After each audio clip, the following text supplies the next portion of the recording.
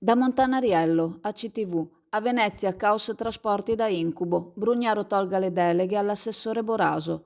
Nel cuore della stagione estiva, a pochi giorni da Ferragosto, lo scenario del trasporto pubblico a Venezia è da incubo, tra code interminabili sui pontili, dipendenti stagionali lasciati a casa e servizi esternalizzati. Chi amministra la città deve assumersi la responsabilità di aver provocato questo vero e proprio assalto ai mezzi di trasporto.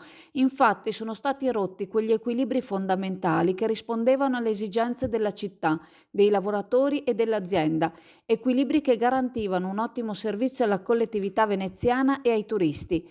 È inutile fare promozione turistica se poi chi arriva in laguna si imbatte nel caos.